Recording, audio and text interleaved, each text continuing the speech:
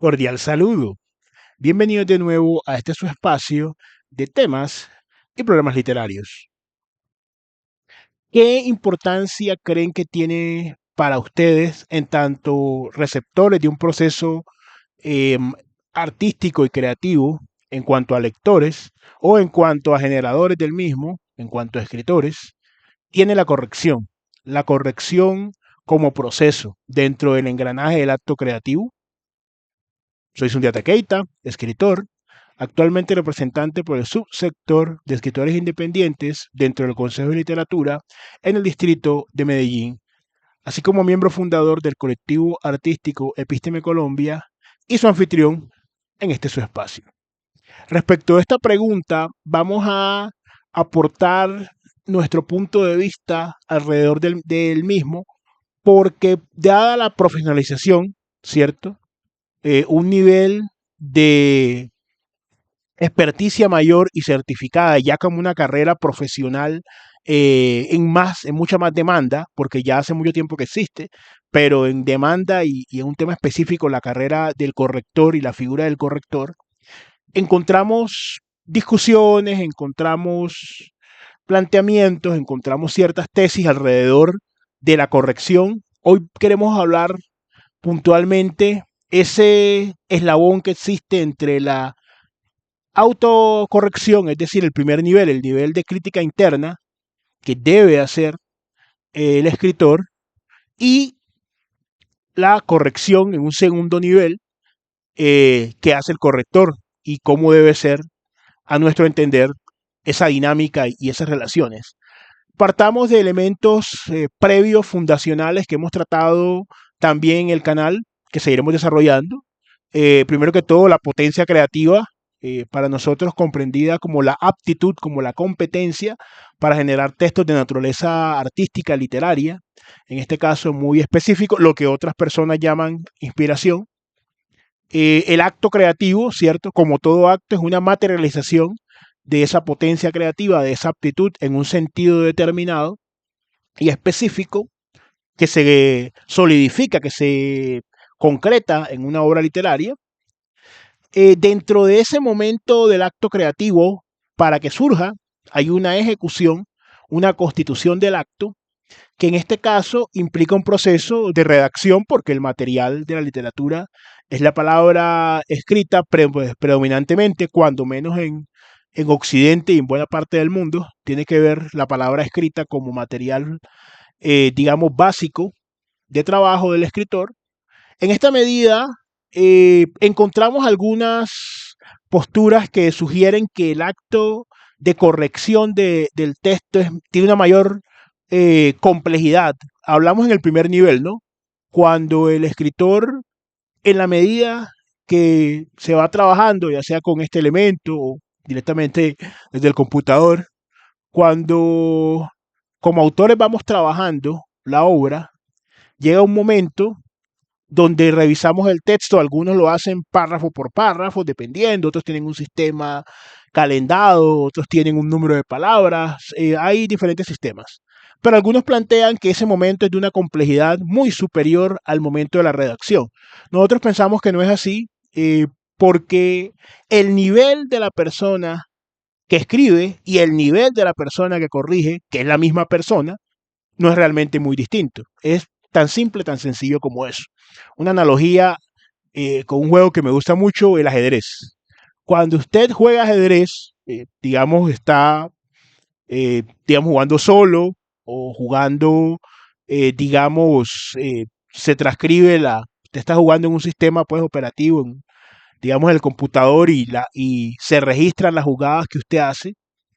En la medida en que usted puede entender las jugadas que usted generó y las partidas que usted generó, puede hacerlo y corregir, darse cuenta, sobre todo en el ejercicio práctico de hacerlo a veces en el tablero contra uno mismo, se da cuenta dónde estuvo el error, ¿cierto? Muy distinto es revisar una partida de Bobby Fischer, de Karpov, de Kasparov, etcétera, etcétera.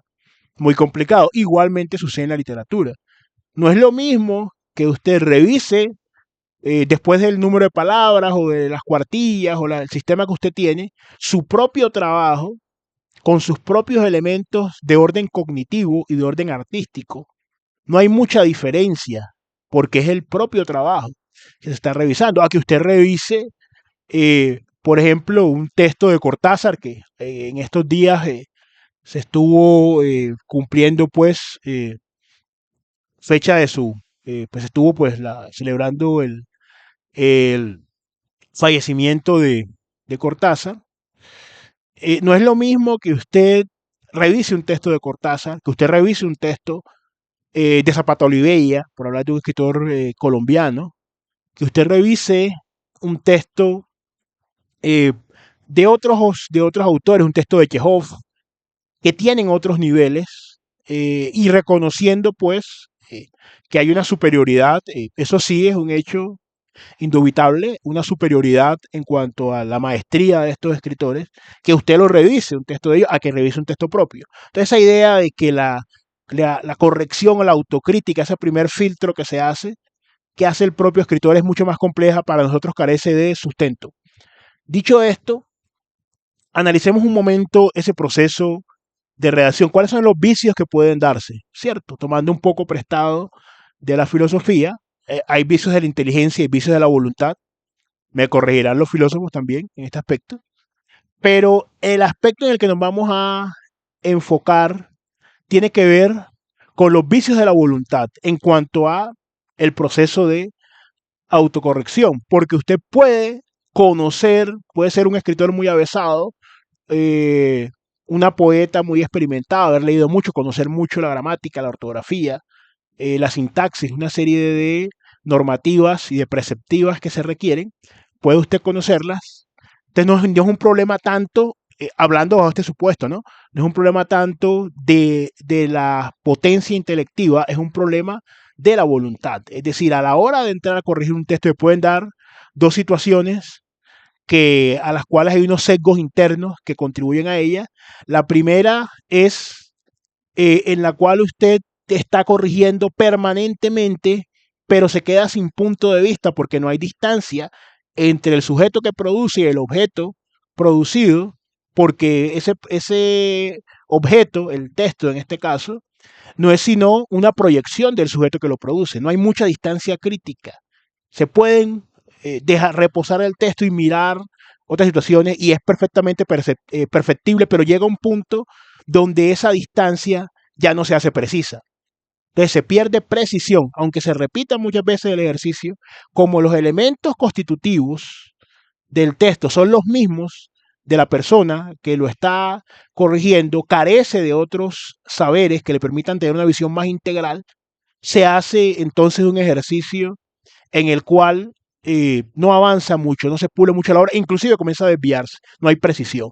Y el otro vicio de la voluntad puede ser sencillamente no corregir lo esencial en absoluto, que es un vicio, no sabemos cuál de los dos está más extendido, pero es un vicio bastante extendido, que muchos hemos tenido, quizá al inicio, escribimos o escribíamos algo y nos parecía que efectivamente no requería muchas correcciones de fondo ni de forma, eso estaba bien, había sido una idea genial que habíamos tenido.